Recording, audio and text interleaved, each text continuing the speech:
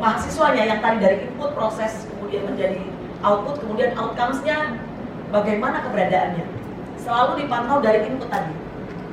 Jadi di program Kemendikbud ada yang namanya pusat karir, harus ada yang namanya pusat karir, kita dorong. Makanya kita memberikan bantuan setiap tahun, sudah ada sejak tahun 2010 sampai sekarang masih ada. Itu pun sudah sejak tahun 2010, tetapi perguruan tinggi yang mempunyai pusat karir, ini pusat karir berbeda-beda namanya ya. Ada yang Career Development Center, ada yang namanya pusat ketenagakerjaan, macam-macam. Tapi rata-rata namanya pusat karir, atau di bahasa Inggris kan Career Development Center. Nah, sebetulnya apa tugas-tugas pusat karir? Nah, ini mengetahui posisi lulusan yang telah terserap dalam dunia kerja. Sampai sejauh mana kira-kira lulusan yang telah kita didik begitu dari input proses sampai output. Nah, kemudian pusat karir ini juga yang menelusuri di mana keberadaannya. Nah, sampai sekarang sebenarnya penelusuran itu dilakukan 2 tahun setelah lulus. Mengapa 2 tahun? 2 tahun dianggap sudah lagi bukan pekerjaan yang kudu loncat gitu ya, berpindah-pindah. Tapi zaman sekarang kaum milenial, malah sekarang bukan lagi milenial ya, generasi Z, Gen Z namanya, di bawah milenial. Jadi yang kelahiran tahun 2010 sampai 2019 ya, sampai 2016, kira-kira umur 19 tahunan begitu, itu namanya sekarang generasi Z, Gen Z.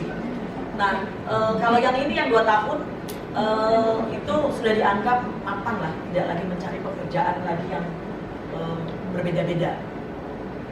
Kemudian pusat karir juga menyiapkan lulusan sesuai dengan kompetensi yang diperlukan di dunia kerja.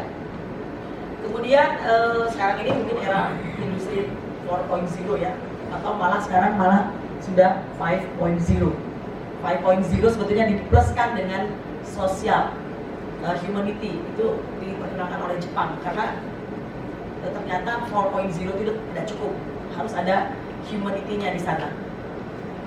Kemudian membantu program pemerintah dalam rangka menetapkan kebutuhan dunia kerja dengan pendidikan di Indonesia, dengan pembangunan di Indonesia. Nah, seperti apa pusat karir ini kira-kira program kerjanya dari awal? Dari input mahasiswa baru, ada di perguruan tinggi, beberapa perguruan tinggi, ketika mahasiswa baru diperkenalkan dulu apa itu pusat karir yang ada di kampusnya. Karena kalau nanti di akhir, ujuk-ujuk namanya mereka juga nggak ngerti dia apa pusat karir. Jadi di awal tentunya dengan berbagai latar belakang mahasiswa baru yang masuk, sosial ekonomi, bagaimana kriteria rekrutmen mahasiswa baru. Nah, disinilah pusat karir diperkenalkan. Apa itu pusat karir? Bahwa kalian itu menjadi aset harta kami yang berharga.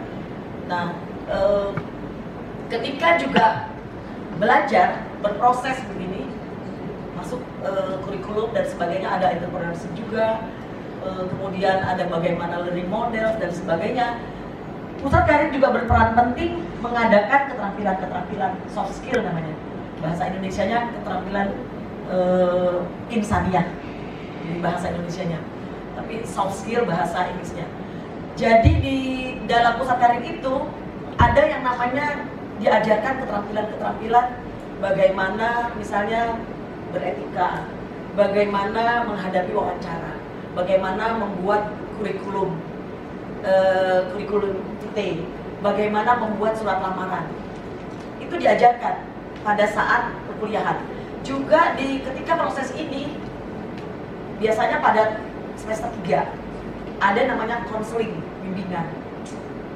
Nah, ketika mahasiswa itu di konseling begitu, ternyata jurusan saya tidak sesuai dengan minat bakat saya begitu, boleh pindah jurusan. Itu di beberapa perguruan tinggi di semester 3. Makanya konseling itu biasanya semester 3 dilakukannya. Ketika ternyata minat bakat saya bukan di situ, boleh pindah jurusan. Itu di beberapa perguruan tinggi yang besar-besar. Kemudian apa kira-kira yang dibutuhkan? les bahasa Inggris juga boleh diadakan oleh pusat karir. Di pusat karir ini juga, nah ini alumni gathering. Bagaimana seorang alumni yang sudah mapan barangkali berhasil di kehidupan di masyarakat memberikan motivasi kepada adik-adik yang masih kuliah di perguruan tingginya untuk memberikan motivasi seperti apa sebetulnya dunia kerja yang akan dihadapi ke depan. Kemudian ketika output, nah ini sebagai modal untuk men-trace tadi, ketika akan lulus dicatat kembali biodata daripada tadi mahasiswa yang akan lulus. Kelak disampaikan bahwa 2 tahun kemudian kalian akan di-trace, namanya tracer study. Kalian 2 tahun setelah lulus. Jadi disinilah kerjasama antara pusat karir tadi dengan prodi juga dengan bidang akademik lainnya. Karena ketika mau lulus kan setelah yudisium itu 2 tahun yang tadi saya sampaikan sebelumnya adalah 2 tahun setelah yudisium, bukan 2 tahun setelah wisuda. Karena kalau wisuda kan berarti beda-beda ya masuknya gitu. Nah kemudian ketika outcome data yang tadi dikumpulkan itulah kembali yang ditelusuri seperti apa. Ini tadi yang sudah kami jelaskan, kegiatan pusat karir, ada banyak begitu konseling termasuk juga kewirausahaan. Nah kemudian juga termasuk rekrutmen. Sekarang ini kalau yang sudah besar pusat karirnya malah tidak lagi mengandalkan anggaran dari kampusnya. Jadi pusat karir sudah mendapatkan keuntungan lah begitu ya dari perusahaan-perusahaan yang merekrut lulusan yang ada di perguruan tinggi itu. Misalnya TB, Agama, GR sudah justru tidak lagi pusat karir itu mengandalkan anggaran dari perguruan tingginya, tapi itu memang perguruan tinggi yang besar. Kita harapkan juga kedepannya IBIK akan lebih besar lagi pusat karirnya, karena saya dengar dari Pak Suparman sudah besar sekarang itu 70% tracer study-nya hebat. Padahal dari kementerian itu kita hanya maksimal minimal 30%. Tepuk tangan deh untuk Pak Suparman dan pusat karir hebat 70%. Nah, sekarang ini kita itu di kementerian yang tadi saya sampaikan di Direktorat Kemahasiswaan, bagaimana sebenarnya untuk menghadapi dunia kerja. Kami sudah bertemu dengan perusahaan-perusahaan.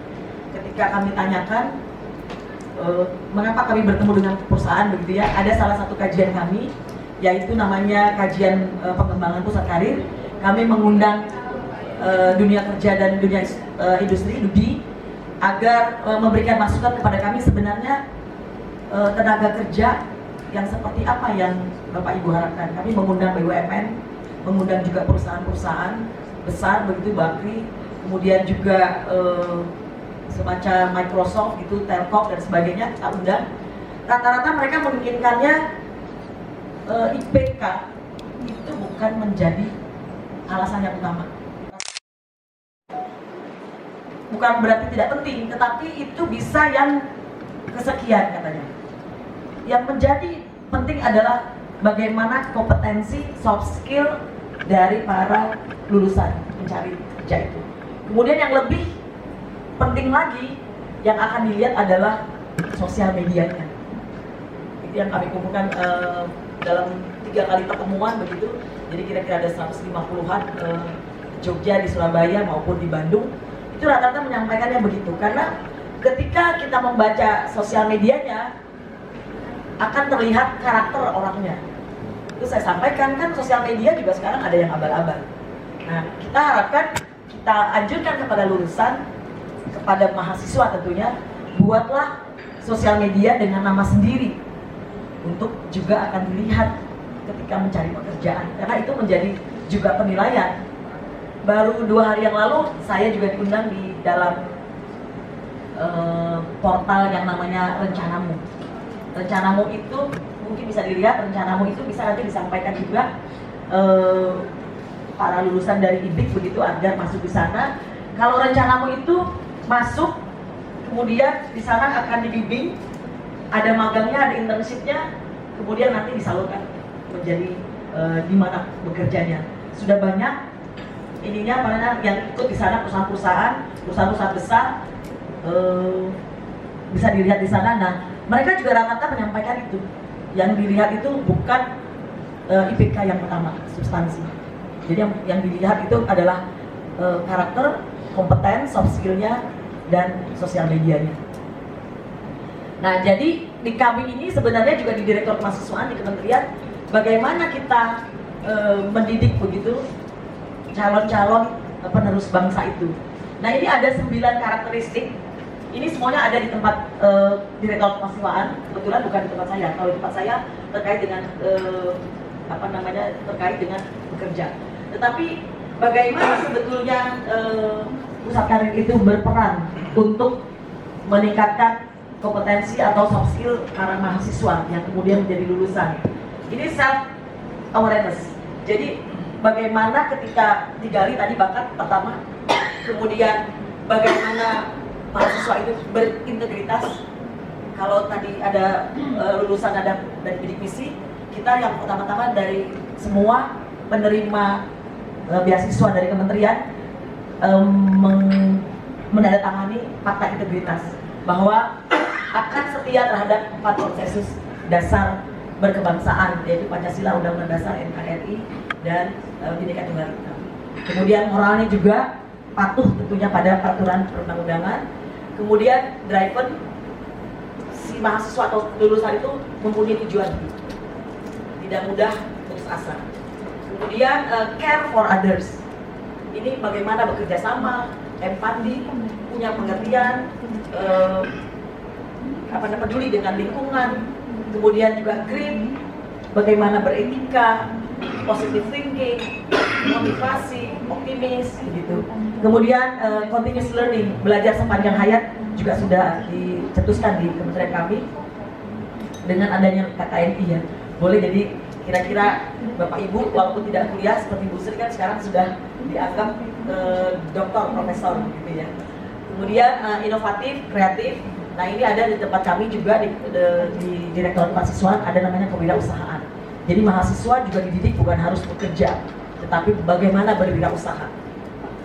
Kemudian ada entrepreneur spirit, bagaimana harus gigih, kerja keras, adaptasi, kemudian empower others. Sesudah dia mapan dengan dirinya, dia juga dapat menggali begitu bagaimana potensi individu lain dengan membuat misalnya usaha-usaha yang membangkitkan individu lain. Nah, semua ini memang bukan ada di tempat saya, tapi di tempat subdit yang lain. Bagaimana kegiatan-kegiatan, bagaimana ini dilakukan? Tentunya dengan kegiatan-kegiatan. Kegiatan kalau dijajarkan, saya sampaikan satu persatu nanti kelamaan. Jadi semua ini ada kegiatannya. Misalnya mahasiswa yang Muslim itu ada namanya MTQ mahasiswa. Kemudian ada yang kalau yang Kristen pes Parawi. Dengan kegiatan-kegiatan itu ada Popnas, pekan olahraga mahasiswa nasional, ada pekan ilmiah, semuanya dibiayai oleh pemerintah. Tujuannya adalah untuk melatih mahasiswa itu bekerja sama, melatih kepekaan dan sebagainya yang merupakan 9 karakteristik yang ada di sini. Nah, yang tadi saya sampaikan ini adalah timeline-nya, lead self, lead others, professional preparation, kemudian alumni engagement. Ini di input mulai semester 3 yang boleh pindah, kemudian diproses, kemudian output dan outcome. Nah, satu lagi, nah ini yang mungkin Ibu Bapak dari dunia usaha dan industri yang perlu kami sampaikan juga, kami mempunyai yang namanya sistem informasi pendidikan dan dunia kerja. Data dari dunia kerja kami ambil dari PDDP, Pangkalan Data Pendidikan Tinggi. Kemudian mahasiswa atau lulusan boleh masuk di dalam portal yang kami sudah sediakan. Kemudian kami bekerja sama dengan Kemenaker, Kementerian Tenaga Kerja, mempunyai yang namanya data perusahaan. Sekarang sudah 130.000 yang masuk ke sana.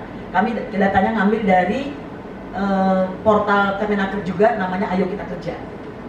Jadi lanjut saja dulu. Nah, ini portalnya ada 2 domain. Di sini cari lowongan kerja tentunya lulusan atau mungkin mahasiswa yang sudah tingkat akhir. Kemudian ini dari perusahaan buka lowongan kerja. Jadi ada domain ini, namanya itu masih Ristekdikti ya Ibu Bapak. Sindiker.ristekdikti.go.id. Jadi terjadi di sana namanya perjodohan, link and match. Ketika si lulusan membuka portal dia begitu, akunnya dia, nanti di dalam sudah ada perusahaan yang sesuai dengan substansi dan kompetensi si mahasiswa yang tadi masuk atau si lulusan yang tadi sudah login di dalamnya. Ini tampak depannya seperti ini. Ini hanya infografis saja sekarang ini dari hasil penelusuran lulusan yang ada di di kami begitu di Kemenristek. Dari data perguruan tinggi yang tadi kami sampaikan, kami berikan bantuannya untuk melakukan peningkatan di pusat karir. Itu dari 412 perguruan tinggi yang melaporkan research study tahun 2018 itu total responden baru 126.000. Padahal lulusan tuh banyak sekali, katanya setiap tahun tuh banyak, hampir 1 jutaan gitu ya. Jadi yang bidang eksak itu 46.000, sosial humaniora 79.000, kemudian ini yang tahun 2019 total respondennya masih 91.000 karena memang batas akhir belum selesai. Biasanya kita nanti menarik kembali bulan November. Bidang eksakta kira-kira 53.000 lebih, kemudian sosial humanioranya 37.000. Ternyata semakin lama semakin ditinggalkan ini ya sosial humaniora. Mungkin itu saja Bapak Ibu, kita lebih terbuka nanti dengan diskusi. Sampai sekarang memang kalau kita ada kekhawatiran begitu karena 4.0 ini nanti menggerus manusia untuk kerja begitu ya. Ada bidang pekerjaan yang tidak mungkin tergantikan oleh mesin atau oleh robot. Kalau penelaahan mungkin, kalau dia berulang-ulang penghitungan atau pekerjaan teknis yang melakukan berulang-ulang. Tapi ketika dia kreativitas, penelaahan terhadap masalah-masalah yang kompleks, pasti itu pekerjaan human, pekerjaan manusia. Jadi kita mungkin harus dilatih untuk pekerjaan-pekerjaan yang berikutnya adalah yang memerlukan humanity tadi. Karena tidak akan tergantikan, semacam hitungan-hitungan itu pasti sudah akan dilakukan oleh mesin dan robot. Demikian Bu Bapak sekalian, saya terbuka dengan pertanyaan-pertanyaan. Mohon maaf apabila ada kekurangan di sana sini. Wabillahi taufiq wal hidayah. Wassalamualaikum warahmatullahi wabarakatuh.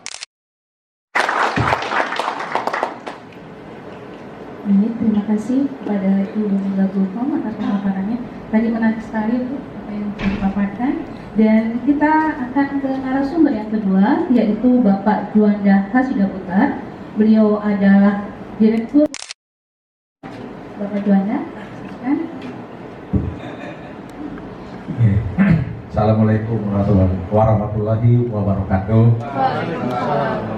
Salam sejahtera buat yang kami hormati, khususnya tadi Pak Rektor, Pak Heriadi sudah kembali, untuk para pimpinan perusahaan yang hadir dan undangan lainnya, serta Kepala Unit IBIK kali ya, Student Business Informatika Kesatuan. Saya diminta menjadi pembicara narasumber, walaupun sifatnya mendadak.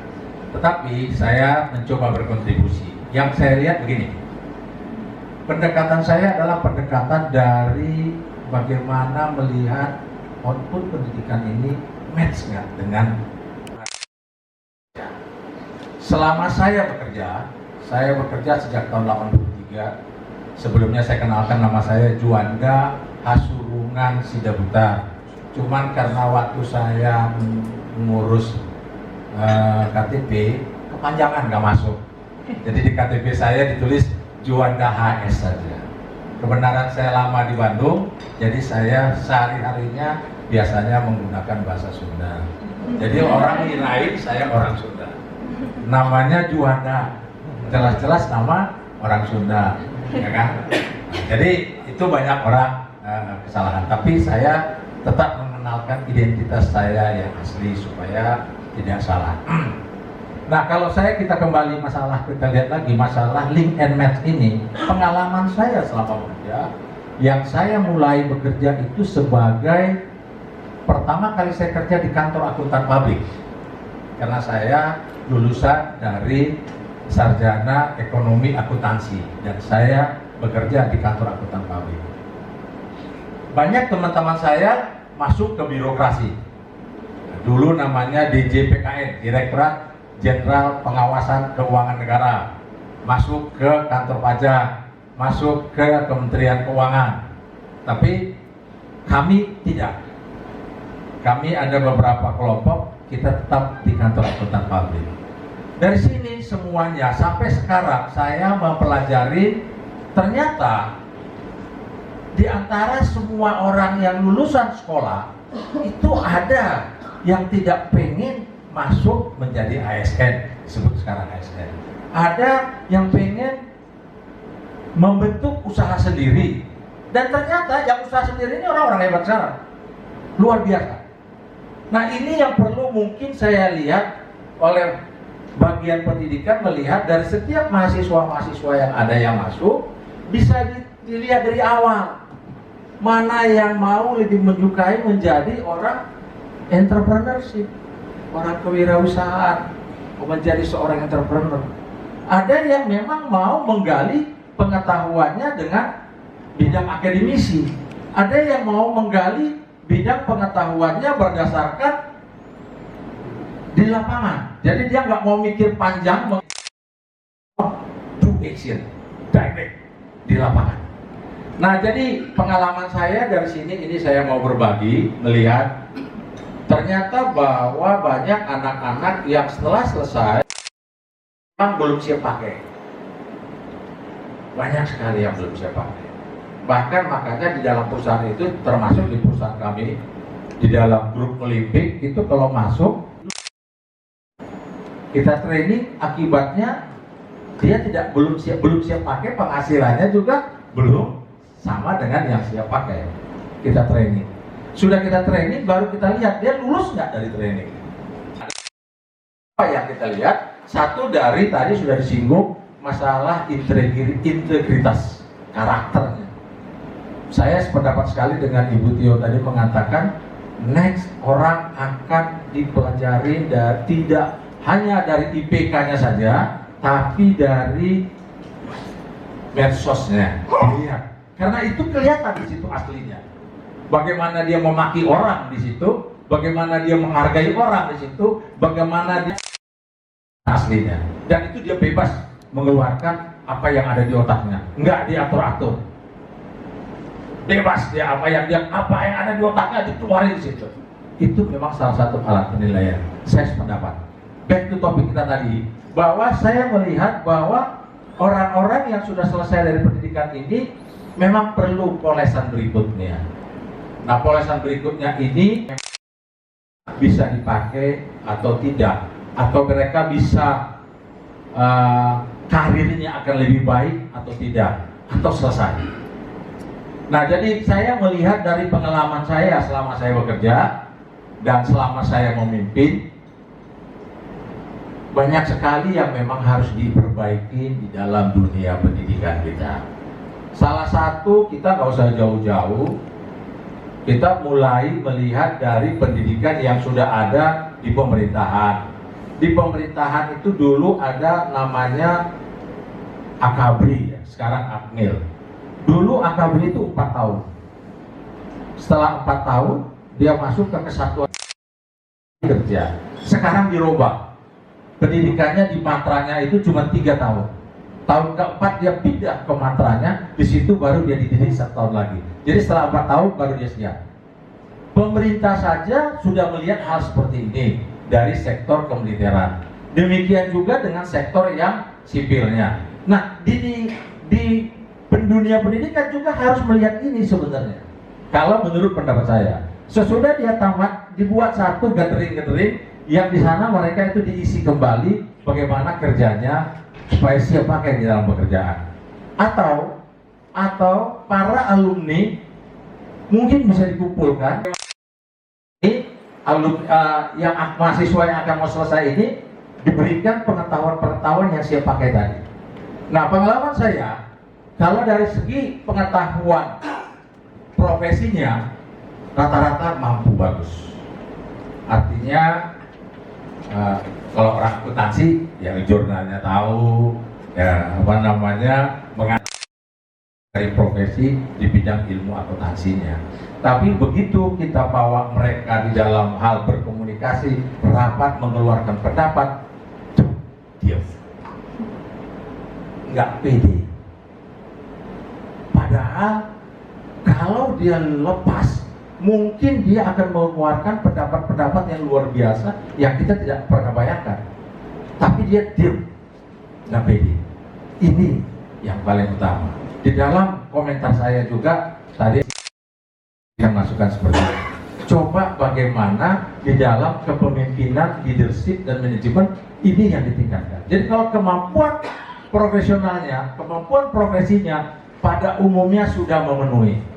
Yang kurang kemampuan PD, percaya diri, kemampuan berkomunikasi, kemampuan menghargai orang. Yang semuanya itu ada di dalam soft skill. Tadi Ibu Tia sudah menjelaskan dengan sangat baik.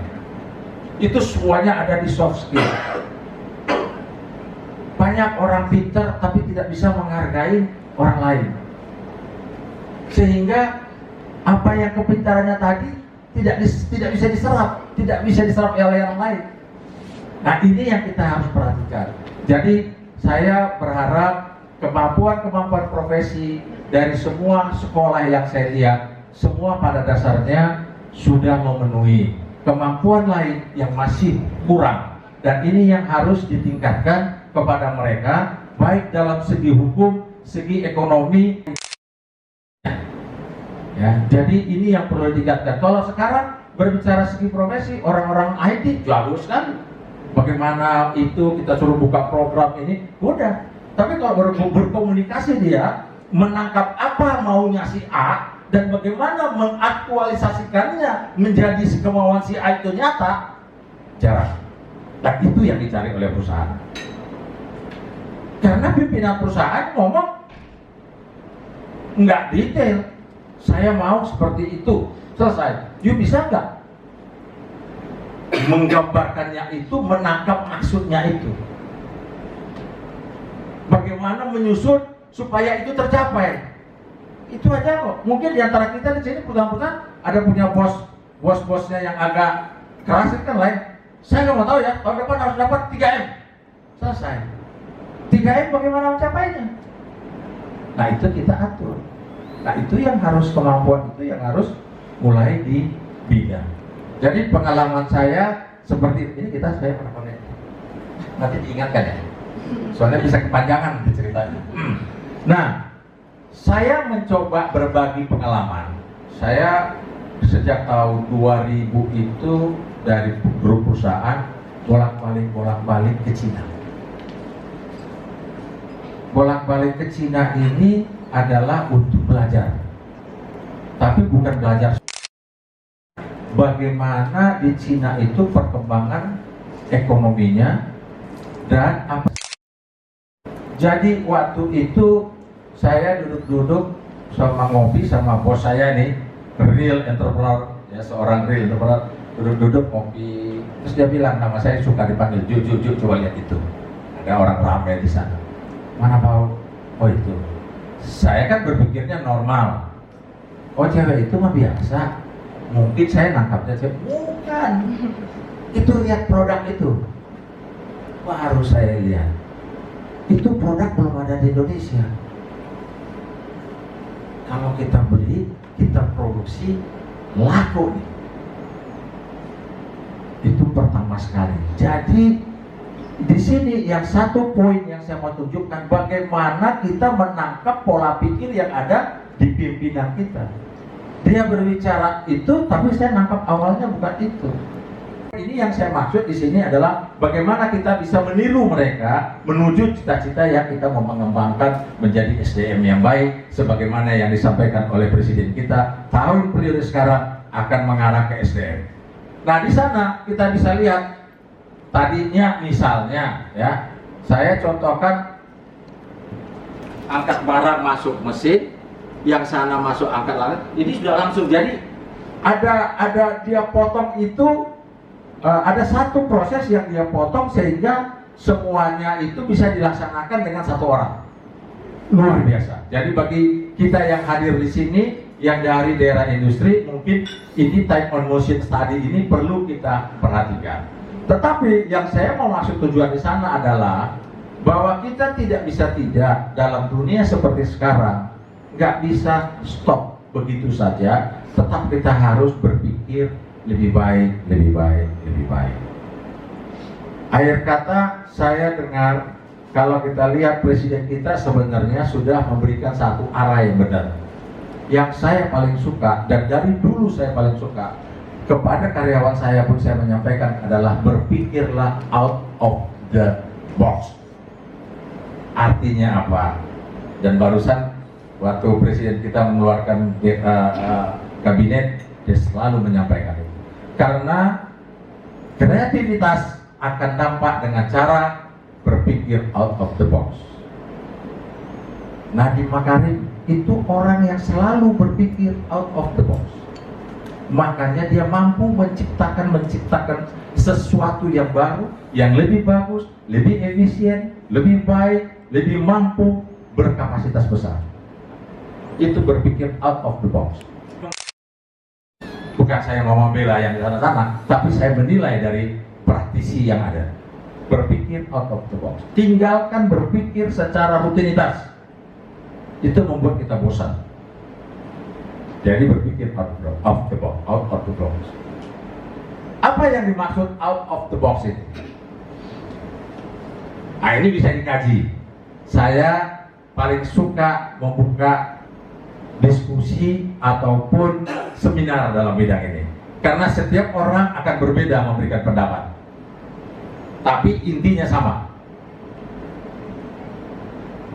Ini bisa kita buka nanti, misalnya kalau dari Pak Parman menyediakan waktu untuk membicarakan soal ini, out of the box, karena hanya orang-orang yang berpikir out of the box yang akan kelihatan dia menjadi leader dan maju di sektor bidang ini. Sesuatu yang baru.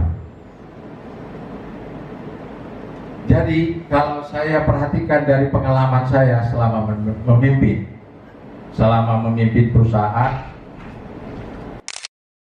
banyak yang harus diisi bagi para tenaga-tenaga keluaran baru dari pendidikan, karena mereka yang kita harapkan. Sampai sekarang ini banyak para pemimpin perusahaan ataupun dia pengusaha berpikir siapa penerus saya. Itu susah sekali. Padahal lulusan pendidikan cukup banyak, tapi salah satu yang jadi masalah dari para pemimpin perusahaan, selalu dia berpikir siapa penerus saya berikutnya. Jadi gak gampang. Untuk mencari penerus aja susah, padahal dari yang lulus banyak. Berarti ini menunjukkan salah satu bentuk tidak ada lead and match. Itu baru dari sektor pengetahuan dan wawasan berpikir, belum dari segi sektor yang lain, kepribadiannya, karakternya, kejujurannya, dan lain-lain. Dan ini saya pikir ini yang bisa saya sampaikan. Nanti kita buka tanya jawab.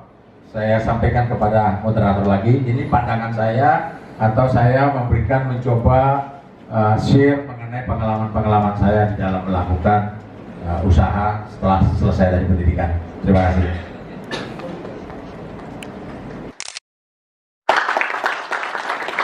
Terima kasih Pak Rangga. Baik, kita buka sesi tanya jawab. Mohon untuk menyebutkan nama, kemudian dari institusi mana, dan pertanyaan ditujukan kepada Bu Mega ataukah kepada Pak Juanda ataupun keduanya. Silahkan.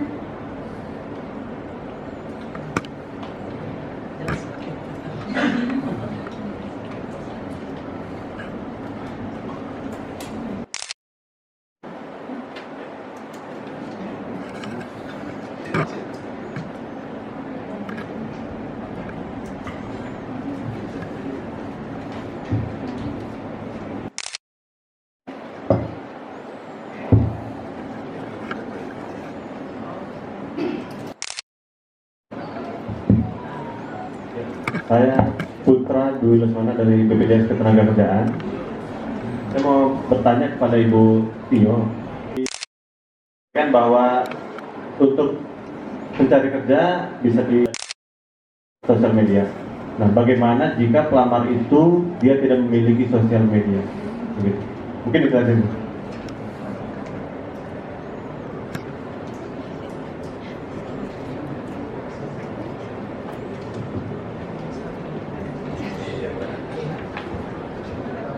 Baik, terima kasih Pak Putra. Dari yang tadi kami sampaikan dari 140 perusahaan ya, itu rata-rata menyampaikan seperti itu. Berarti kan sebenarnya yang pelamar ke perusahaan tersebut rata-rata punya sosial media ya. Makanya mereka menyampaikan bahwa mereka melihatnya dari sosial media. Mereka belum menemukan orang yang belum punya sosial media ya. Nah, kalau misalnya tidak punya sosial media, tapi kayaknya nggak mungkin zaman sekarang nggak punya sosial media ya. Asli punya. Kayaknya nggak mungkin. Dari 150 itu, semuanya mengatakan mereka melihat dari sosial media. Nah, kalau tidak punya, saya kurang tahu. Berarti kan bisa dilihat dari karakter yang lain, dari penilaian yang lain. Kebetulan di kami, di kementerian itu, ada yang namanya program yang didorong kepada perguruan tinggi bahwa setiap mahasiswa harus punya yang namanya surat keterangan pendamping ijazah. Itu dia surat SKPI itu didapat misalnya kalau dia mengikuti seminar, itu pasti ada sertifikat. Sertifikat itu dijadikan surat pendamping ijazah, surat keterangan pendamping ijazah. Nah, perusahaan-perusahaan tadi Duding itu juga melihat dari situ. Jadi bukan dari yang tadi saja yang sosmed begitu, terus kemudian ijazah, IPK. Mereka juga melihat dari SKPI. Karena sekarang semua mahasiswa pasti punya SKPI. Dilihat dari misalnya, bahkan misalnya dia barangkali ketua remaja masjid, itu juga menjadi penilaian buat mereka. Karena berarti dia sudah bisa memimpin di lingkungannya. Kemudian acara 17 Agustusan RT, mungkin dia di ketuanya gitu kan, itu juga dilihat. Oh, ini orang berarti bisa memimpin, bisa bekerja sama. Anak ini yang akan jadi tenaga kerja, jadi oh ternyata dia bisa bekerja sama. Dengan melihat surat keterangan pendamping ijazah itu, dia juga sudah bisa melihat anak ini sudah banyak mengikuti kegiatan-kegiatan yang bisa menunjukkan karakter dia. Tapi kayaknya nggak mungkin deh kalau nggak punya sosmed sekarang ini. Itu aja sih, terima kasih.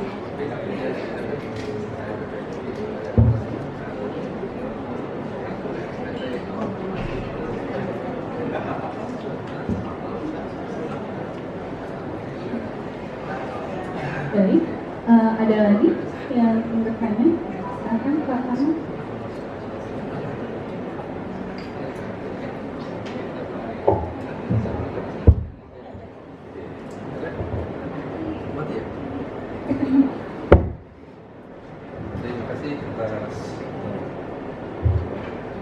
Oke, ya terima kasih atas kesempatan yang diberikan kepada saya. Mungkin saya akan bertanya kepada Pak Juanda. Terima kasih juga kepada Pak Juanda atas kesediaannya sebagai pembicara dari perwakilan perusahaan. Mungkin di sini saya hanya bertanya, karena kan Pak Juanda sudah menerima alumni kita bekerja di situ dan juga ada yang mahasiswa magang. Mungkin di sini kita pengen tahu kira-kira selama mereka magang di situ ada nggak kelemahan atau kelebihan dari pada alumni yang sudah kerja di situ dan juga yang magang di situ. Ini merupakan masukan untuk kami semua. Mungkin itu aja, terima kasih. Oke, terima kasih banyak. kita ini perusahaannya kalau mungkin orang kenal namanya di Olympic Group, orang lebih kenal nama Olympic ya. Di Olympic itu banyak nama-nama PT perusahaan, ada PT Cahaya Sakti Surintrako, PT Cahaya Sakti Multi Intrako, Cahaya Sakti Investindo Sukses yang sudah TBK, ya saya yang pimpin yang sudah TBK, yang kemarin 2016 TBK, ada PT Dewi Tunggal dan sudah banyak. Nah sejak saya bergabung di Olympic ini tahun 87, jadi udah 34 tahunnya. Nah, jadi maka saya tahu persis Olympic ini dari mulai kecil sampai membesar. Dan sejak dulu juga saya tahu di Olympic ini salah satu staf-staf saya, ada beberapa staf saya dari kesatuan. Yang pertama kali saya kenal itu. Tapi dulu AMK. Ya, Catherine. Jadi dia bekerja, jadi dia dari staf accounting sampai menjadi manajer accounting, sampai dia menjadi general manager accounting kalau nggak salah, kemudian dia pensiun, dia sudah pensiun. Dan setelah itu banyak juga anak-anak kesatuan. Maka saya bisa menyatakan anak-anak kesatuan itu di dalam penilaian saya bagus-bagus pengetahuannya tentang profesinya dibandingkan beberapa universitas lain, tidak perlu saya sebut namanya. Ada yang kreatif, ada yang kritis, tapi ada yang juga pendiam tadi. Ya, yang dari kesatuan, saya berbicara kesatuan. Dan ada yang bagus, maju. Sekarang salah satu jadi direktur keuangan. Direktur keuangan di perusahaan yang sudah TBK ini. Ya, alumni kesatuan. Makanya saya bilang alumni kesatuan itu bisa dibanggakan lah. Tepuk tangan buat kesatuan. Saat ini ada beberapa anak kesatuan yang magang. Magang, ya, khususnya di bidang accounting, keuangan. Saya lihat, boleh saya acung jempol. Bukan karena Pak Barman, tapi memang real. Ya, real. Bahwa yang magang ini cepat beradaptasi, cepat mengetahui, bahkan kebenaran juga mereka sudah dipersiapkan dengan menggunakan metode accounting yang softwarenya itu accurate. Ya, kebenaran salah satu perusahaan kita yang kecil pakainya accurate. Jadi match. Ya, untuk yang itu. Yang perlu ditingkatkan, yang saya bilang tadi adalah kemampuan bagaimana kalau ada masalah dia berinisiatif. Ada masalah berinisiatif, langsung menyampaikan atau mengkoordinir ini ada masalah, kita harus cari solusinya. Itu saja yang kurang. Kalau kemampuan profesinya tadi, wah saya sudah bilang tadi angkat jempol, sudah mampu, sudah bagus. Nah, tinggal yang ini kadang-kadang ada masalah dia diem, sehingga harus dari luar nanya, kok begini? Oh iya ada masalah Pak. Oh apa masalahnya? Di sini kelihatan. Nah, ini kan bagian dari aktivitas manajemen dan leadership. Itunya yang tinggal kita perbaiki Pak. Kalau yang lain-lain, wah Bapak boleh bercerita ke tempat lain banget. Nah ini dari sektor kita. Nggak tahu saya kalau perusahaan lain yang ada alumninya kesatuan. Tapi khusus di Olympic Group, alumni kesatuan itu sudah punya tempat tersendiri. Ya, dan termasuk yang magang ini juga. Yang magang ini pun saya udah bilang, nanti kalau udah selesai bilang-bilang ya, sering kali ke sini. Karena kita udah mau intip. Mungkin ada kebutuhan, sudah langsung kita sudah plot. Terus terang saja. Begitu Pak, kurang lebih pendapat saya mengenai alumni Papua Tes kesatuan yang ada di sana. Terima kasih.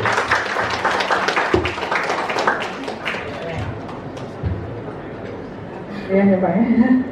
Oke, baik. Ada lagi yang ingin bertanya? Silahkan Pak.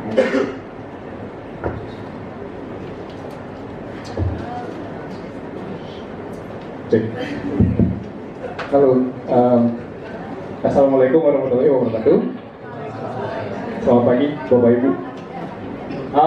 perkenalkan dulu, nama saya Andre Sianipar dari Bantex Indonesia. Kebetulan kalau ngomongin kesatuan, banyak banget di Bantex dari kesatuan, bahkan staff saya pun juga dari kesatuan, bahkan direktur saya pun dari kesatuan, Pak Arif Pak. Tapi sebenarnya saya nggak mau ke situ ya Bu ya.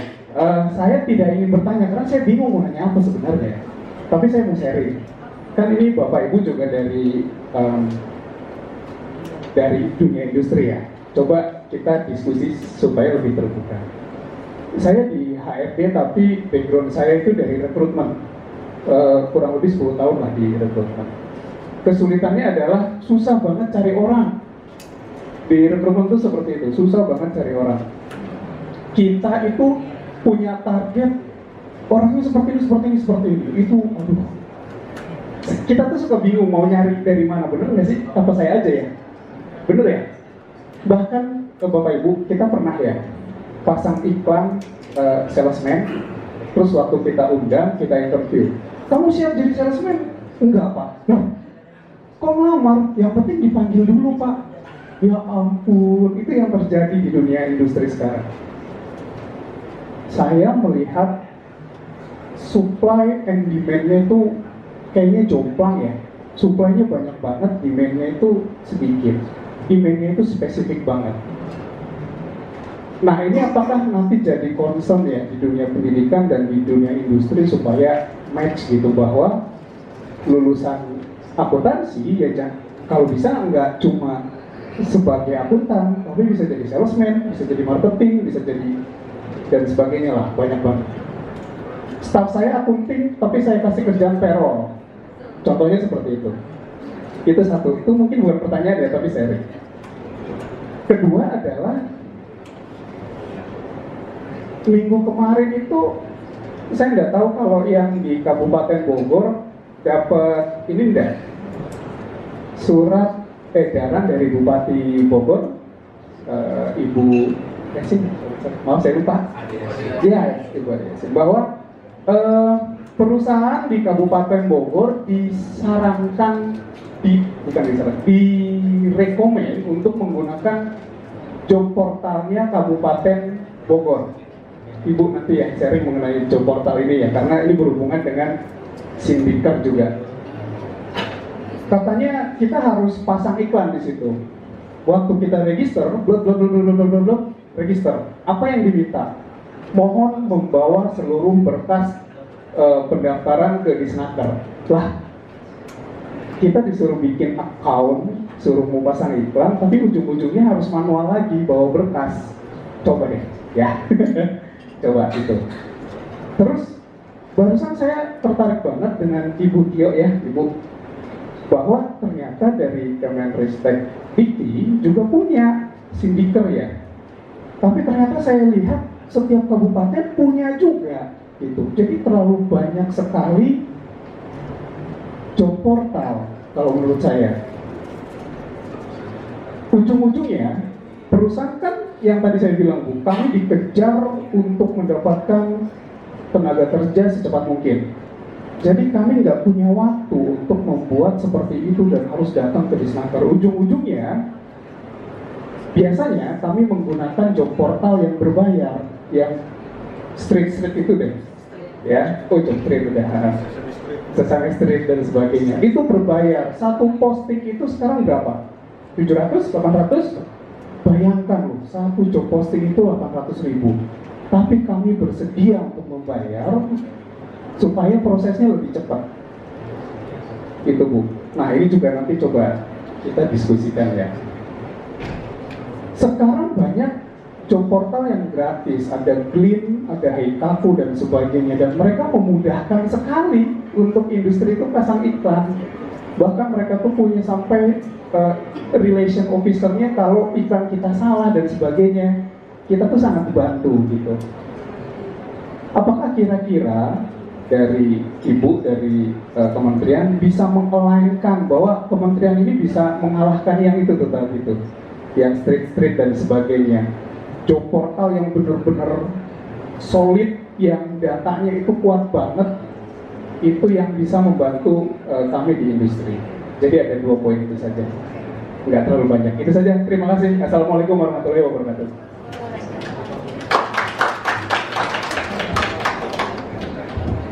Terima kasih Pak Siani Pak. Waduh, ini pertanyaan yang sulit ya. Sulit benar. Karena gini, Siniker ini sebetulnya sudah ada sejak tahun 2010. Tapi saya masuk di situ tahun 2015 ketika bergabung. Nah, tadinya memang tersendat-sendat.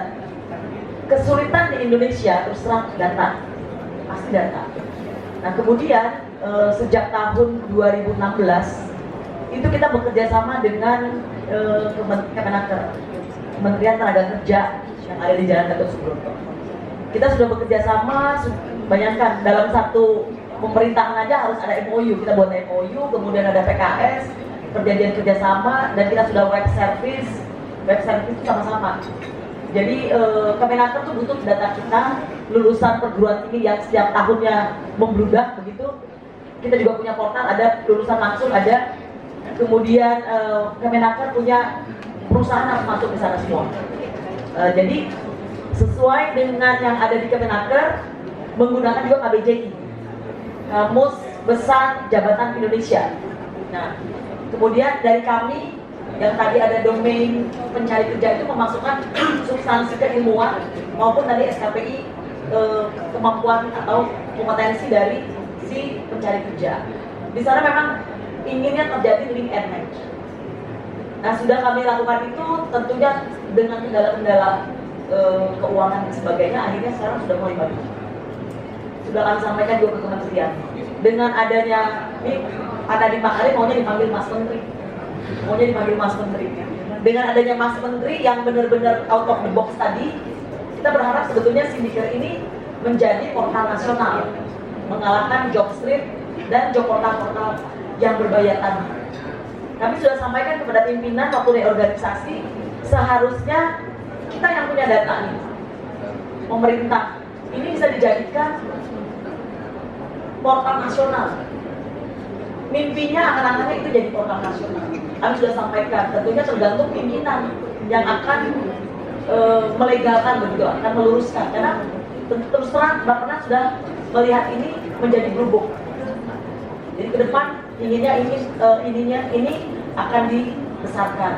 Tapi ini kan perlu perjuangan juga. Kami terus terang sudah ke Surabaya, di Disnaker Surabaya. 1000 lebih perusahaan di sana sudah masuk di sana. Itu juga sudah masuk, beberapa lulusan juga sudah masuk di sana. Sudah terjadi sebetulnya. Jadi mohon Bapak bila bersedia langsung login. Di sana diminta apa saja yang dibutuhkan, perusahaannya apa, berdirinya kapan, hanya dituliskan semua. Tidak hanya atau lewat hard copy lagi. Semuanya sudah ada di sana. Jadi mudah-mudahan ketika Bapak buka akun Bapak di situ, sudah ada mahasiswa juga yang sesuai dengan yang diinginkan. Kemudian di mahasiswanya atau di lulusannya sudah ada. Tinggal terjadi mungkin kopi darat. Kopi darat itu mungkin telepon atau bagaimana, kemudian terjadi pertemuan. Selanjutnya terserah perusahaan dan si lulusan. Inginnya seperti itu. Dan kalau memang benar tadi Mas Menteri akan out of the box, seharusnya ini menjadi utama kan. Dibesarkan menjadi portal job nasional. Demikian Pak. Terima kasih. Pak Juanda ada menambahkan berkenaan dengan Bapak kami?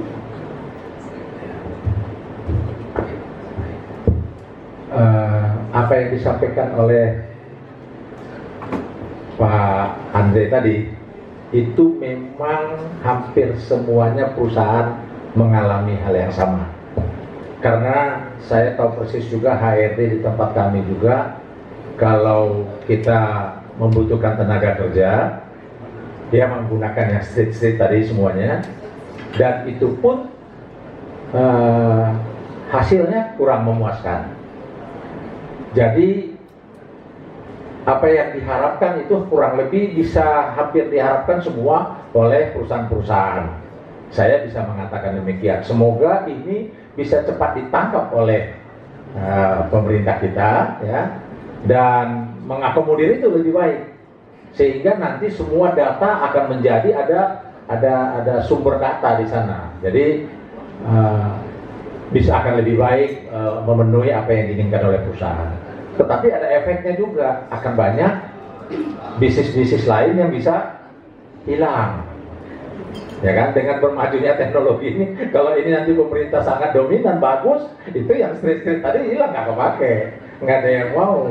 Bahkan menjadi profesi headhunter juga bisa lama-lama bisa hilang. Ya kan? Nah, ini juga harus dia waspadai.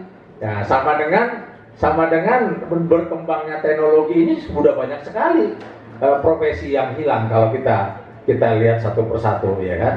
Semua orang sekarang salesman sebenarnya sudah banyak yang hilang karena orang sudah berkomunikasi semua melalui online media, ya kan. Tapi juga banyak bisnis yang baru. Coba aja bandingkan 3 tahun yang lalu atau 5 tahun yang lalu dengan sekarang bisnis apa itu ngantar barang itu. Nah, sekarang sudah banyak sekali kan. Ada Ninja, ada Tiki udah ada dari dulu, macam-macam. Dan itu luar biasa cepat sekali. Saya cuma ngetes satu. Saya beli speaker, sekarang saya pesan, saya dari online, besok udah sampai di rumah. Kan luar biasa. Kalau dibandingkan beberapa tahun yang lalu. Nah, ini berbicara penggunaan teknologi di dalam penyampaian atau di dalam pelaksanaan tujuan-tujuan usaha-usaha daripada perusahaan. Jadi saya pikir itu perlu diwaspadai, dan bagi yang ada profesi di sana harus mewaspadai juga, supaya karena dia akan hilang job, maka dia harus berpikir ke tempat lain. Ini yang dibilang out of the box. Ya, di segala sektor kita harus out of the box. Jangan kita tenang, jangan kita senang dengan zona aman. Nah, itu. Jadi saya sedikit berpikir, kalau kita bicara dari bidang politik, dari bicara apa, hanya orang-orang yang berpikir tidak amanlah yang selalu bertahan, karena dia selalu waspada. Baik berpikir waspada di lingkungan, waspada dengan pola pikir, waspada dengan pekerjaan, dan seterusnya dan seterusnya. Saya pikir itu yang saya bisa tambahkan. Terima kasih. Berkenaan dengan job portal ini, mungkin Bapak Stephen Grow bisa menyampaikan tambahan, Pak, sebagai pemilik Nusa Talent. Silahkan.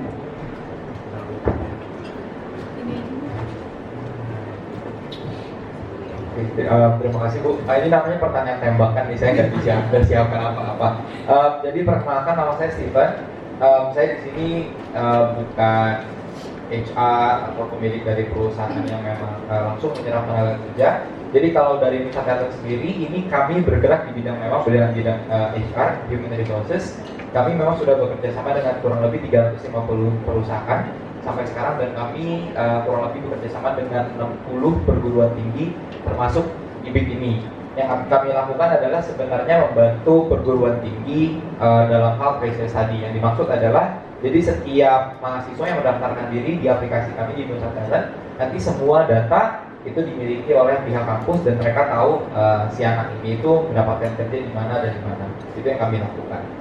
Sebenarnya kenapa kami membuat Nusa Talent ini pada awalnya, ya sebenarnya dari job portal nasional kami lihat bahwa ada hal yang memang masih kurang bisa diterima dari industri, karena yang tadi street tadi cukup banyak sekali database-nya, kami tahu sekitar 5 juta kurang lebih. Lalu kami melihat bahwa di sini ada satu peluang, makanya kami buat Nusa Talent ini. Kami mau membantu perguruan tinggi, kami mau membantu industri juga. Nah, di Nusa Talent sendiri sebenarnya kami di backup sama Salim Group. Mungkin di sini ada juga yang dari Salim. Itu sih sebenarnya profil kami. Lalu saya sih nggak akan bicara banyak Bu. Kami berharap sebenarnya portal-portal yang ada sekarang ini itu bisa membantu dari pemerintah, bisa membantu industri, bisa membantu juga perguruan tinggi di Indonesia.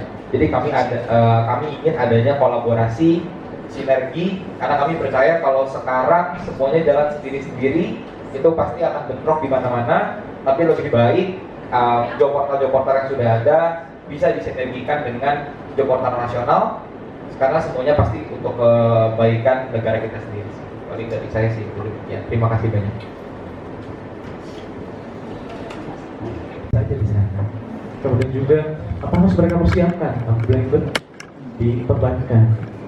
Tidak hanya penampilan perbankan itu, tidak hanya harus jago matematika, tidak hanya harus jago pemasaran, tapi perbankan itu sebetulnya harus bisa multitasking ya. Dia harus bisa mengerjakan seluruhnya. Nah itu dia. Jadi rekan-rekan mahasiswa ini harus kita berikan inputan ilmu yang nanti akan terpakai seperti itu. Nah mungkin kalau memang cocok dengan Universitas 1000, nah itu boleh nanti fokusnya misalnya salah satunya ingin meluluskan mahasiswanya ke masa berguna perbankan, ya kan mini bank itu baik sih. Pengetahuan dari mahasiswa, jadi ketika masuk ke bank itu sudah punya lebih, sudah tahu apa itu perbankan, sudah tahu apa sih dalam perbankan seperti itu. Saya terima kasih banyak. Assalamualaikum. Terima kasih Pak Refki. Berkenaan dengan medsos, Ibu ada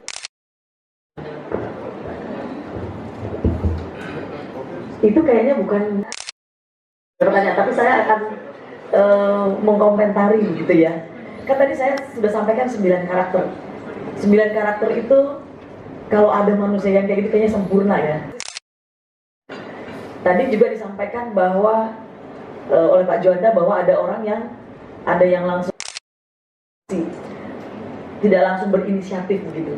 Itu juga termasuk karakter orang. Jadi kalau menurut perusahaan yang tadi saya sampaikan ada 150 perusahaan, itu memang menjadikan salah satu, bukan juga menjadikan yang terpenting, tapi dari sosmed kelihatan sebenarnya karakter. Lagi menutup-nutupi apa komentar dia. Tetapi memang di yang 9 karakter tadi dan dilatih begitu pada saat di pusat karir, pada saat pembelajaran, begitu jadilah diri sendiri. Kemudian kita juga di kementerian mendorong perguruan tinggi tentunya melalui pusat karir, karena pusat karir memang termasuk kegiatan-kegiatan yang dari kementerian, media sesuai dengan nama kita. Kalau sekarang kita lihat kalau yang abal-abal tuh seenak-enaknya ya, sebetulnya memang dia ingin memunculkan jati dirinya, pasti dia akan membuat nama sendiri gitu. Saya terus terang saya punya gitu, jadi saya bertemu dengan semua teman-teman saya yang dari SD sampai sekarang. Itu tujuan saya juga membuat ketika kami bertemu pada saat Remi Akbar, oh ternyata Pak semuanya pada punya, jadi bertemu sosmed itu untuk yang positif. Negatif tentunya memang ada unsur-unsur tersendiri kalau menurut saya, kalau dia mau memunculkan bukan jati dirinya. Tapi karena dia di ruang sendiri dengan alatnya, smartphone dan sebagainya, itu akan muncul dengan sendirinya. Mungkin dia menutup-nutupi di situ. Tetapi tadi kalau misalnya aktif dan sebagainya, kadang-kadang terus terang saya juga takut apakah kalau saya begini pimpinan saya menyetujui gitu. Tapi itu juga sebenarnya ketika kita sudah mengetahui karakter pimpinan kita akan berani gitu. Terus terang saya sudah pensiun ya, sudah mau pensiun, saya berani inisiatif. Tetapi di jalurnya, ketika nanti misalnya dimarahi atau ada kritis, lo kan sesuai dengan jalur gitu. Itu sebenarnya yang perlu diajarkan juga. Tadi disinggung kewirausahaan ya, tidak juga mahasiswa atau calon lulusan itu jadi pegawai, bukan. Sekarang hampir semua perguruan tinggi, tadi pusat karir itu notabene memang namanya, tetapi di dalam divisinya ada yang namanya kewirausahaan. Jadi semua perguruan tinggi yang sudah membutuhkan mahasiswanya untuk supaya tidak juga harus bekerja sebagai pegawai negeri atau sebagai ASN. Entrepreneur, itulah tadi kewirausahaan itu sudah diajarkan. Saya tidak tahu kalau di IBIK bersatu nggak ya Pak Parman di sini pusat karir dengan entrepreneur, kewirausahaan.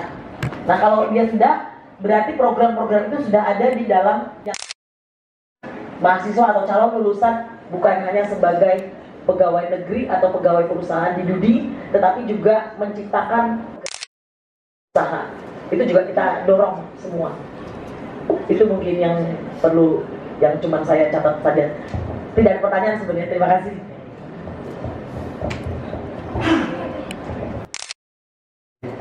Tadi mengenai tadi kan disinggung mengenai orang perbankan contohnya ya, bahwa bagaimana dokumennya segala macam. Memang rasanya sekarang semua pendidikan tinggi sudah harus ada lab, setahu saya sih ya. Nggak ada lagi lab mini bank atau lab akuntansi. Teruskan, rasanya sih itu sudah mulai berkurang kalau itu yang bisa mini lab di setiap perguruan tinggi. Jadi kita tahu persis bahwa si mahasiswa itu tahu nanti mana yang namanya kwitansi, mana faktor dan susunnya. Demikian juga dengan di bank. Nah, mengenai salah satu faktor penilaian, tadi selalu digarisbawahi salah satu, ya kan? Jadi untuk menilai orang itu, ya sekarang orang sudah mulai melirik medsos. Dulu sih nggak dilihat, sekarang lihat ke sana. Rasanya kita masih seger di sini, semua yang hadir. Waktu mau pilpres, bagaimana medsos itu real keluar apa adanya, yang maki, yang bagaimana, yang buat, dan yang nanggapin bagaimana ya. Kita nggak lihat AB-nya, tapi yang kita lihat bagaimana muncul temannya ngejawab begini, nak ngomongnya ke A, jawabnya X, kan bingung. Ya, rasanya masih seger. Ya, nah, itu di situ bisa kita lihat persis. Saya juga cek, loh, ini orang kok jadi begini. Saya juga memberikan penilaian. Di situ real kita bisa lihat asli. Teman ada, kalaupun ada teman kita itu asli, kita bisa baca, dia punya komentar, dia punya. Jadi di situ kita bisa. Saya sependapat sekali. Karena umumnya karena dia kan bebas menyampaikan sesuatu, nggak ada yang larang. Itu. Nah, menyangkut karakter ini memang satu hal yang tidak gampang. Karena ini terbentuk dari anak-anak. Jadi memang kita harus memperbaiki pautnya pendidikan. Ini nggak bisa kita apakan itu. Jadi ini kompleks. Jadi semua harus terkait secara terintegrasi. Ya, karakter, kelakuan. Karena ini mulai dididik dari anak-anak. Saya suka lihat di medsos itu bagaimana anak-anak yang hitam, yang putih, orang Afrika, orang Cina, begitu masih anak-anak penuh dengan tawa, berteman, tertawa, saling saling berangkulan. Tapi sudah gede bermusuhan. Ini kan bukti bahwa waktu anak-anak itu perlu kita memberikan masukan yang benar. Kalau kita mau anak kita atau turunan kita memiliki karakter yang bisa dibanggakan, baik dalam hal pengetahuan, baik dalam hal agama, baik dalam hal kehidupan sehari-hari dan seterusnya. Jadi itu kalau pendapat saya. Jadi mulai kalau untuk karakter ini memang kita harus lihat dari bawah. Dari sini persiapannya terus sampai dia. Biasanya demikian. Anak-anak yang dari kecil terlalu terkungkung, kita bisa lihat gedenya bagaimana. Anak-anak yang waktu kecilnya sangat aktif, kreatif kemana-mana, agak sedikit nakal gitu ya, nakal anak-anak. Kita bisa lihat gedenya gimana. Bapak-bapak dan ibu-ibu sendiri yang bisa menilai. Lihat aja, oh ini anaknya waktu kecil nakal, ternyata sekarang jadi direktur. Ya, nakalnya nakal anak-anak ya. Artinya itu menunjukkan dia kreatifnya tadi. Ada anak-anak yang sedikit mau apa sedikit dilarang sama orang tuanya, nggak boleh dilarang. Kita bisa lihat gedenya gimana kok. Bisa lihat. Nah, jadi ini mudah-mudahan menjadi masukan bagi kita dari segi praktisi. Ya, saya tidak mengupas dari segi pengetahuan letter ininya, ya, tapi dari segi praktis kita bisa lihat. Kurang lebih seperti itu sih pendapat saya. Ya, terima kasih.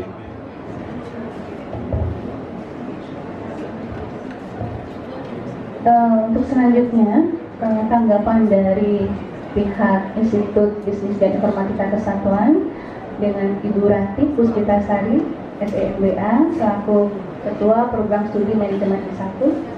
Kami persilahkan.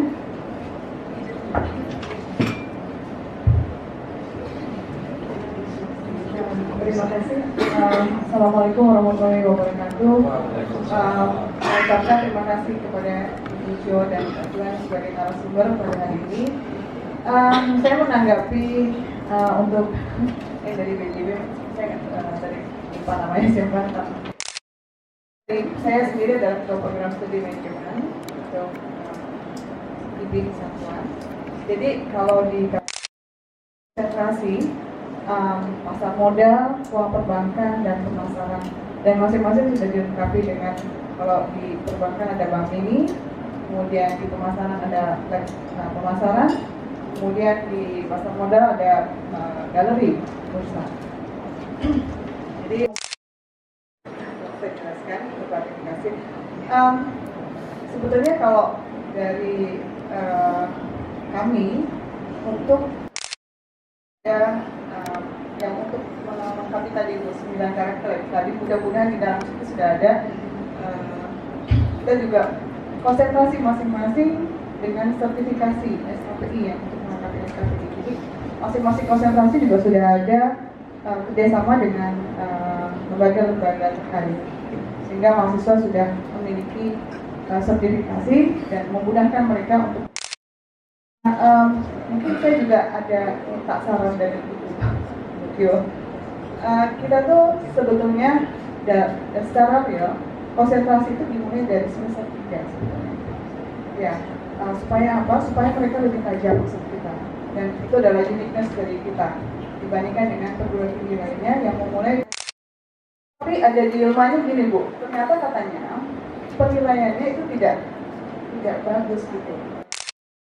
Akreditasi. Nah itu saya juga minta saran dari Ibu, gimana baiknya, apakah kita tetap bertahan di semester 3 untuk menjurusan dan menghasilkan mahasiswa yang kompeten, gitu, atau kita mengikuti aturan dari diri. Jadi itu mungkin dari Prodi. Saya ucapkan terima kasih banyak sebesar-besarnya atas masukannya. Semoga kerjasama ini akan menjadi tetap terus setiap tahun selalu akan diadakan melalui divisi. Itu saja mungkin yang saya sampaikan. Terima kasih. Assalamualaikum warahmatullahi wabarakatuh.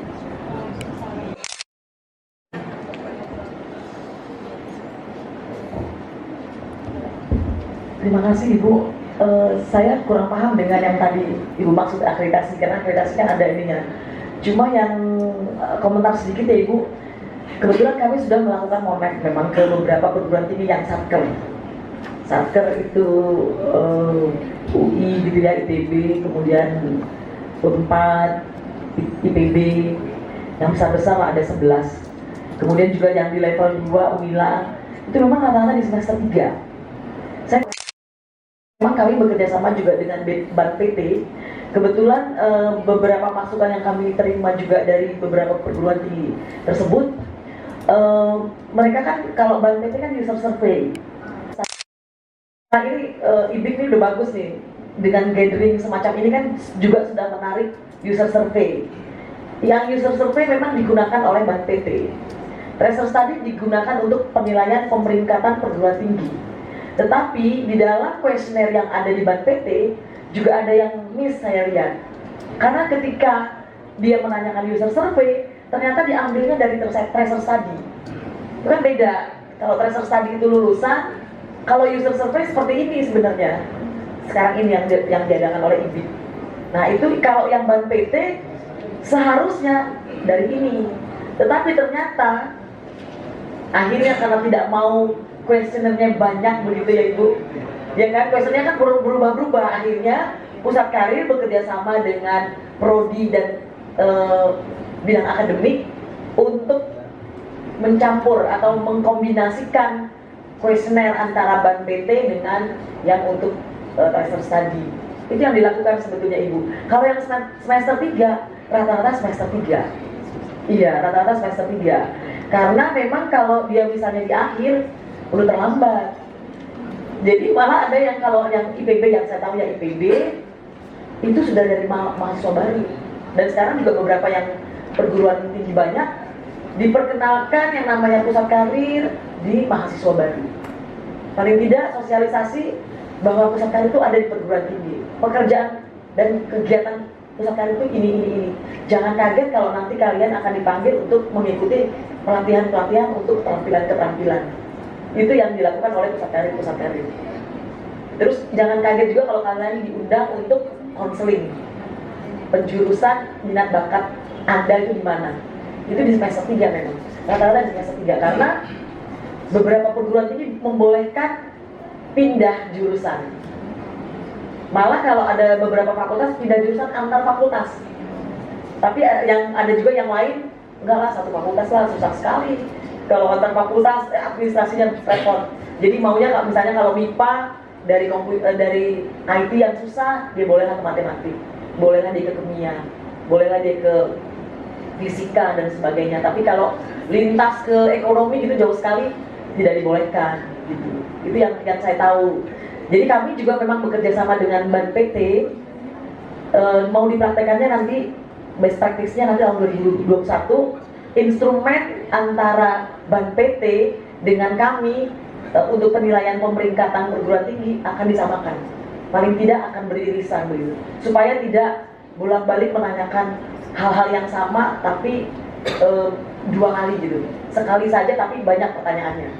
Sekarang ini sebetulnya tracer study dari kami 17 pertanyaan. 6 yang basic yang harus begitu, selebihnya yang 17 boleh dilakukan atau juga tidak dilakukan. Tapi sebenarnya untuk pendataan perguruan tinggi, semakin banyak pertanyaan, semakin banyak data yang kita dapat.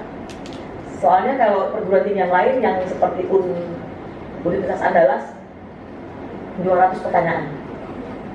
200 pertanyaan. Jadi ketika ingin data A, bisa data A. Begitu X, tidak usah lagi menanyakan kembali, berulang-ulang kan bosan juga nih alumni ditanyain dulu. Gitu. Jadi ketika data ini ada, ketika data itu ada, semuanya ada. Kemudian ketika dianalisa, kembali feedback ke perguruan tingginya sebagai masukan, proses pembelajarannya mungkin perlu dirubah. Gitu. Jadi oh ternyata mahasiswa lulusan kami itu yang ada di perguruan di perusahaan-perusahaan di Dudi itu kurang dalam bahasa Inggris. Oh berarti kurikulum bahasa Inggrisnya yang sedikit ditambah. Di mananya? Mungkin di conversation, mungkin di bagaimananya. Saya sih sampaikan ke pusat karir, tidak juga mungkin di proses pembelajaran yang memakan waktu lama nih. Mungkin pusat karir akan bekerja sama dengan kursus-kursus mendatangkan kan, kalau kita kerjasama kemudian banyak yang ikut akan lebih murah. Kalau yang pribadi-pribadi mungkin mahal. Begitu juga dengan sertifikasi profesi pasti mahal. Tapi ketika bekerja sama kemudian banyak yang mengikuti, harga sertifikasinya akan lebih murah. Itu sih yang kami anjurkan ke pusat karir. Demikian Ibu. Mohon maaf nih kalau kurang memuaskan. Terima kasih. Baik, terima kasih untuk Bu Theo dan Pak Juanda. Pemaparannya tadi luar biasa dan masukan-masukannya juga sangat luar biasa bagi kami yang insya Allah akan bisa membawa dampak yang positif bagi IBIK dalam rangka menghasilkan lulusan yang lebih berkarakter, kemudian unggul dalam hal skill dan soft skill, serta tadi dikatakan oleh Pak Juanda harus out of the box. Baik, dengan demikian sesi diskusi akan kami tutup. Terima kasih banyak untuk Pak Tio dan Pak Juanda. Kita berikan aplaus untuk dua narasumber. Dan untuk selanjutnya saya kembalikan kepada MC.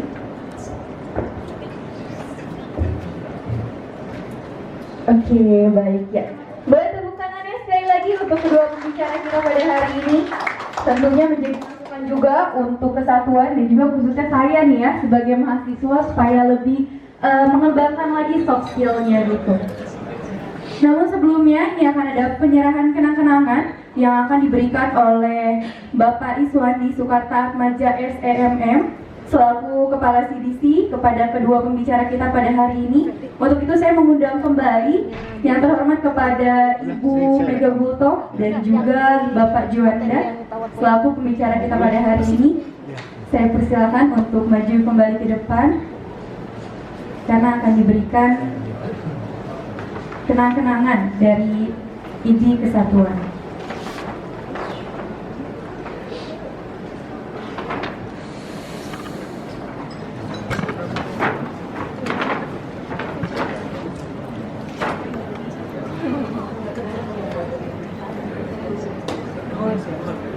Ya, baik. Yang pertama, ini akan diberikan dari Bapak Iswandi kepada pembicara pertama kita, yaitu Ibu Mega Gultom. Boleh tepuk tangan.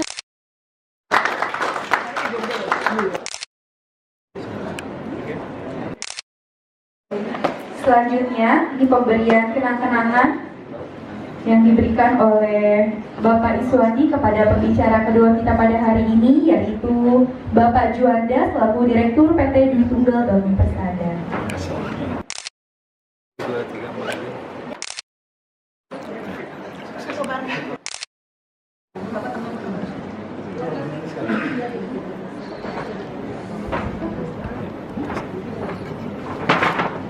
Mohon izin 1, 2, 3.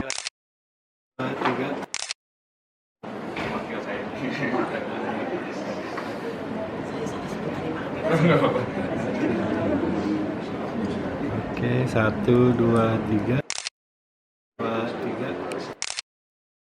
Sebelum kita mengakhiri acara pada hari ini, akan ada sesi foto bersama. Yang pertama, kami mengundang untuk Bapak dan juga Ibu Prodi, Ibu dosen untuk foto bersama dengan kedua pembicara kita pada hari ini.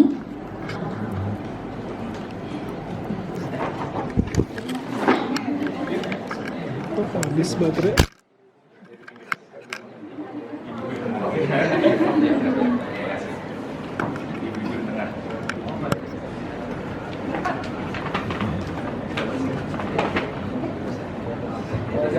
Bisa di atas.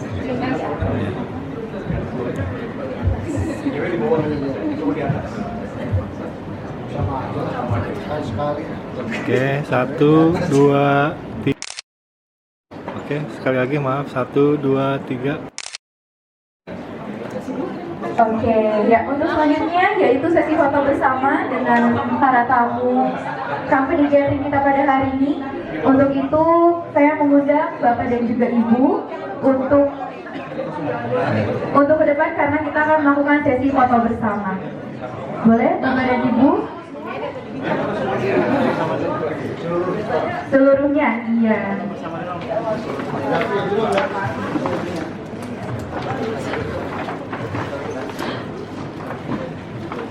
Ketuanya ada 2. Ketua CDC. Ya, Bapak dan Ibu boleh silakan untuk maju karena kita akan melakukan sesi foto bersama terlebih dahulu.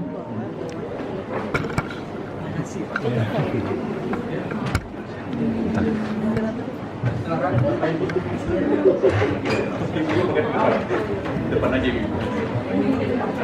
Kita di atas aja. Depan aja.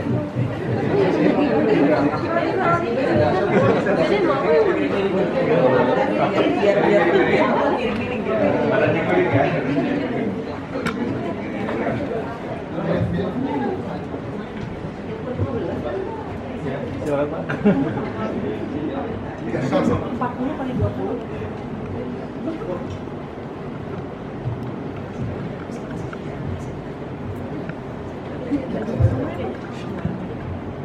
Oke.